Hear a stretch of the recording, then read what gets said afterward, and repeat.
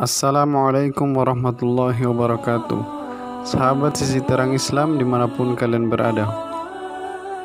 Setelah sebelumnya kaum musyrikin bertekad untuk menghadapi kaum muslimin di Badar, maka Nabi SAW bermusyawarah dengan para sahabatnya. Sebelum lanjut, untuk teman-teman yang tidak ingin ketinggalan video terbaru dari kami, silakan klik tombol subscribe dan nyalakan loncengnya, serta bagikan video ini ke teman-teman yang lain agar bermanfaat bagi yang lain. Ketika Nabi SAW mendengar kabar lolosnya kafilah dagang Abu Sufyan dan keinginan keras para pembesar Mekkah untuk memerangi Nabi SAW, maka beliau segera bermusyawarah dengan para sahabatnya mengenai hal tersebut. Sebagian sahabat memperlihatkan ketidaksukaan mereka untuk bertempur menghadapi kaum Quraisy.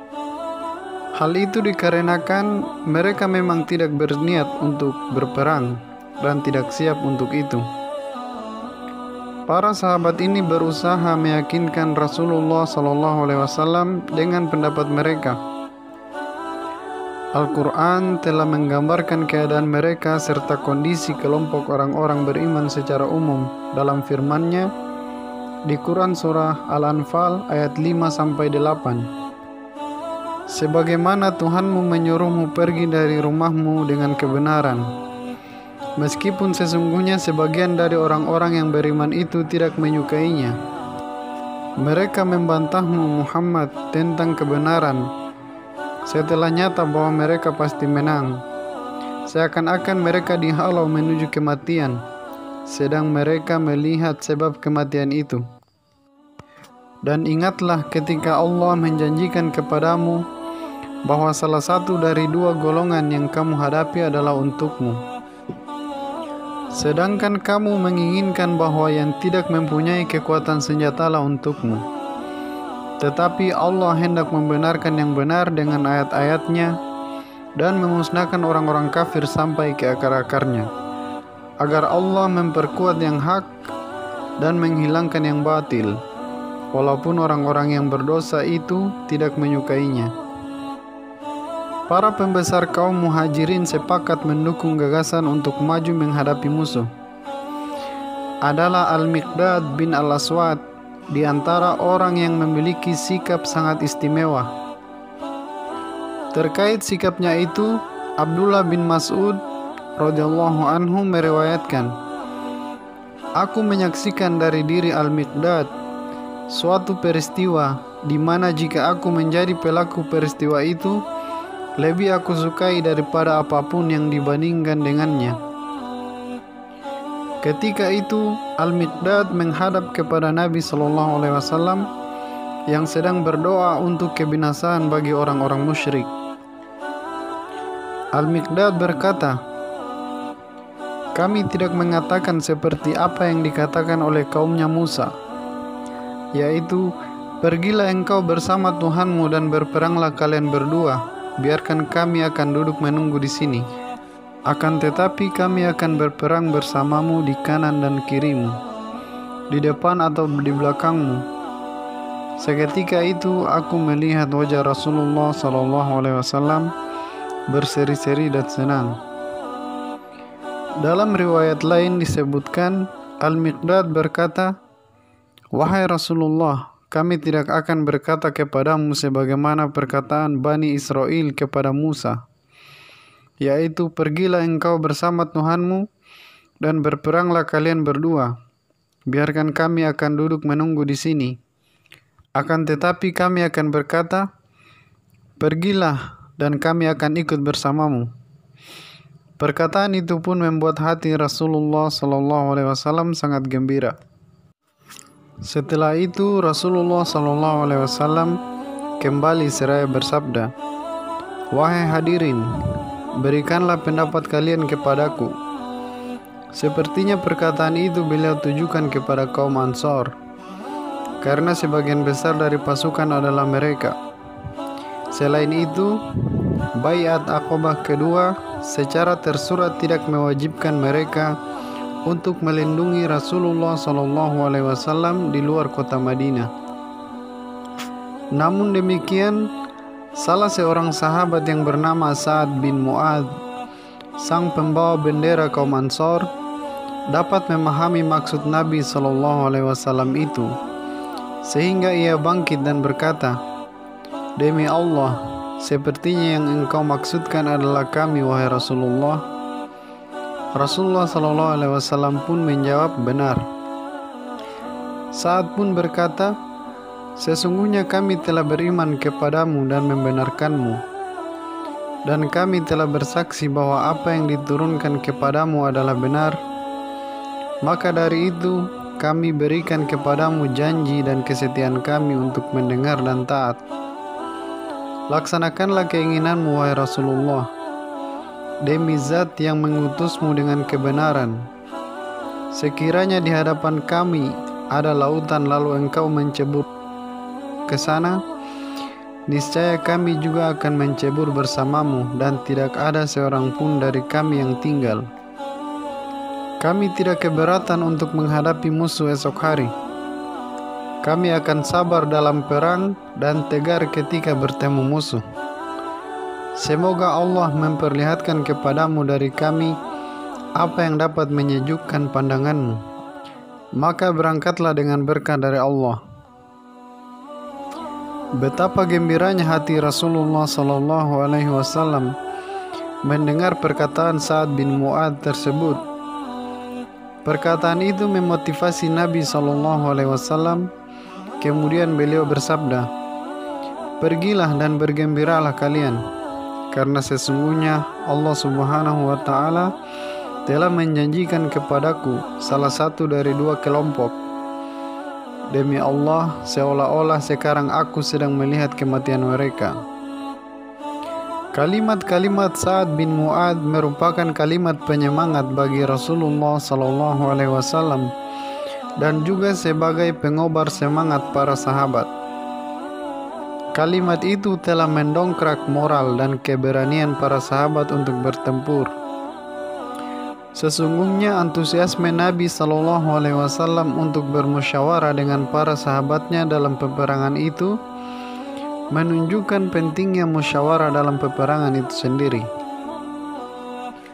Perjalanan untuk menghadapi musuh dan menghimpun informasi tentang mereka. Setelah Nabi SAW melihat ketaatan, keberanian, dan persatuan para sahabat untuk berperang, Nabi SAW segera mengatur pasukannya. Beliau mempercayakan dan menyerahkan bendera berwarna putih kepada Mus'ab bin Umair.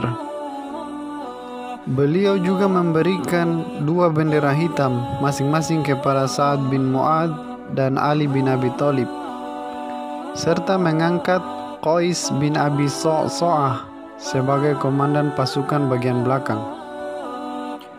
Nabi SAW bersama Abu Bakar radhiyallahu anhu mencoba mendeteksi keadaan pasukan musyrikin.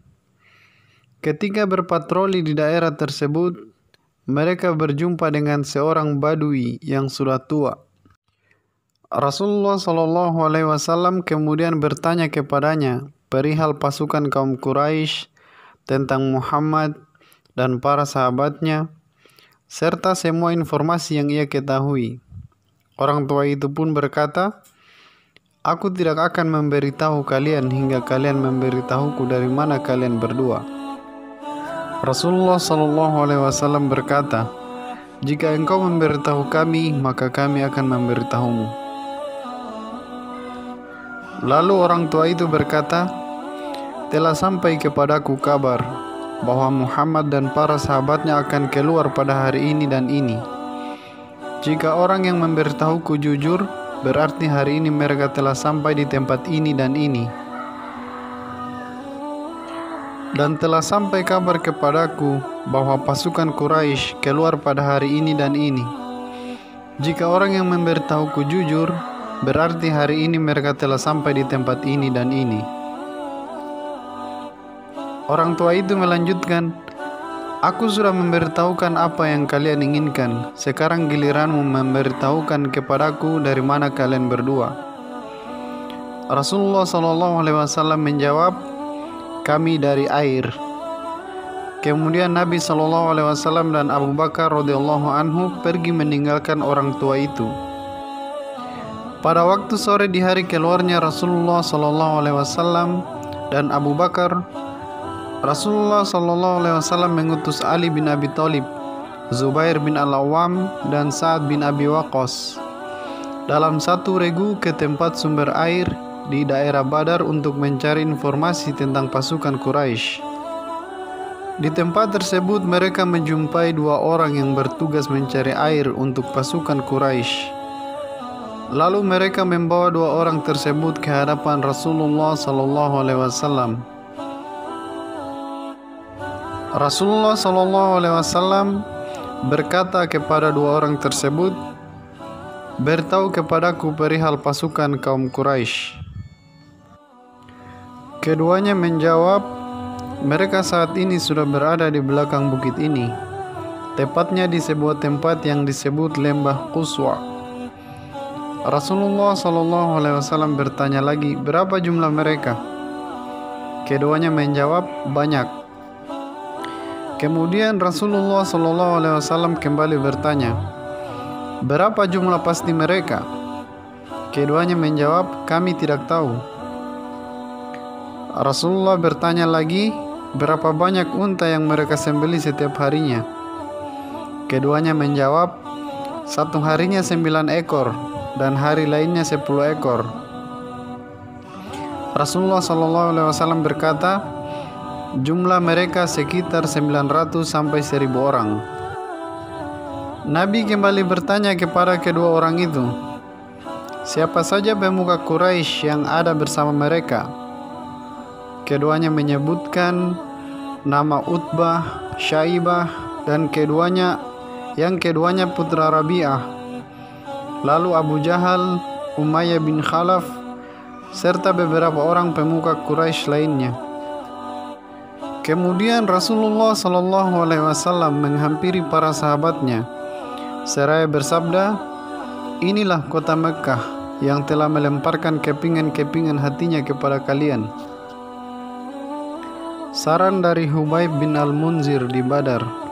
Ketika pasukan sampai di Badar, disinilah kemudian Al-Hubayb bin Al-Munzir berdiri seraya berkata, wahai Rasulullah, bagaimana menurut Anda tempat ini?